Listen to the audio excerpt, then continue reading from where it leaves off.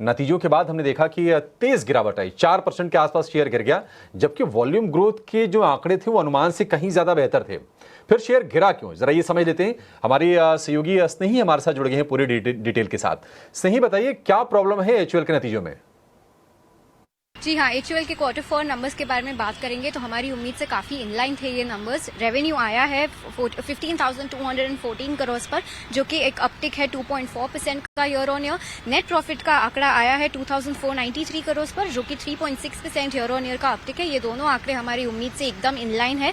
EBITDA के बारे में बात करेंगे तो 3,466 करोड़ पर यह आंकड़ा आया है, लगभग 1% की अपटिक है ईयर ऑन ईयर बेसिस पर। और एबिटा मार्जिन में जैसे हमने उम्मीद रखी थी, थोड़े से प्रेशर की उम्मीद रखी थी और हमें वही देखने को मिला है। 22.8% पर यह आंकड़ा आया है compare to 23.1% on a year on year basis. अब अगर हम उसके क्वार्टर 4 के अंडरलाइंग वॉल्यूम ग्रोथ के बारे में बात करेंगे तो वो 2% का आया है और underlying sales growth, underlying volume growth 3% का है और अंडरलाइंग सेल्स ग्रोथ 2% का है। अगर हम होम केयर बिजनेस के बारे में बात करें तो हमारी उम्मीद से थोड़ा सा मिस रहा है ये। पर्सनल केयर और ब्यूटी एंड वेलबींग ने बहुत ही अच्छा किया है और फूड रेवेन्यू भी हमारी उम्मीद से थोड़ा सा मिस रहा है। अब अगर हम मैनेजमेंट की कमेंट्री के बारे में बात करें तो वो कहते हैं कि वो धीरे धीरे ग्रोथ के बढ़ने की उम्मीद रख रहे हैं और वो कहते हैं कि FY26 का पहला हाफ FY25 के दूसरे हाफ से बहुत ही ज्यादा बेटर होगा। और वो कहते हैं कि अगर हम कमोडिटी इन्फ्लेशन जहां पर है, अगर ये प्राइसेस यहीं पर बढ़े रहे तो वॉल्यूम लेड ग्रोथ भी हम आगे जाते हुए देख सकते हैं। वो कहते हैं कि उन्होंने 20% का कमोडिटी इन्फ्लेशन देखा है टी के प्राइसेस में, जो उन्होंने अपने कस्टमर्स को पास नहीं किया है। तो ये था एचयूएल का क्वार्टर 4 का अर्निंग्स राउंड अप और नंबर्स हमारी उम्मीद से एकदम इनलाइन है। ठीक है स्नेही, बहुत शुक्रिया आपका ये सारे के सारे डिटेल बताने के लिए। तो आगे की जो कमेंट्री है उससे थोड़ी सी निराशा है, मार्जिन को लेकर आगे दबाव की आशंका है और इन सारी चीज़ों के चलते एचयूएल के शेयर में हम गिरावट देख रहे हैं। हालांकि थोड़ी सी रिकवरी आई, ज़्यादा रिकवर हो नहीं पा रहा है।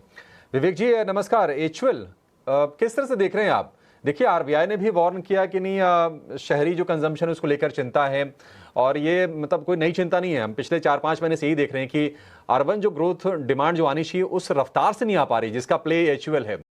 आप एचयूएल के शेयर को किस तरह से देख रहे हैं और क्या ये डिप इन्वेस्टमेंट का मौका है या फिर छोड़ दें इसको? थोड़ा और अगर डिप होता है तो आपको डेफिनेटली इन्वेस्टमेंट का मौका बन जाएगा ये शेयर।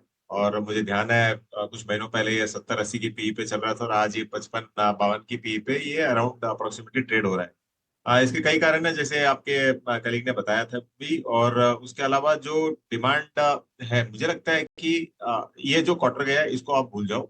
आगे चल के एक तो जो इनकम टैक्स में फेरबदल किया गया है उसका आपको बेनिफिट इस साल देखने को मिलेगा। और आज 24 तारीख हो गई है, कुछ ही दिनों में हम लोग मानसून की बातें भी करने लग जाएंगे और मानसून का प्रेडिक्शन भी ये है कि अच्छा खासा इस बार चलने वाला है हमारी साइड के, मतलब तमिलनाडु के सिवा बाकी देश में पूरा मानसून भी अच्छा होगा। तो उसका पॉजिटिव इफेक्ट आपको पूरे के पूरे एफएमसीजी सेक्टर में देखने को मिल सकता है, ये पॉसिबिलिटी है। तो कुछ ही दिनों की बात है और ये जो रिजल्ट है एक बार फैक्टर इन हो जाए उसके बाद मेरे हिसाब से स्टॉक स्टेबल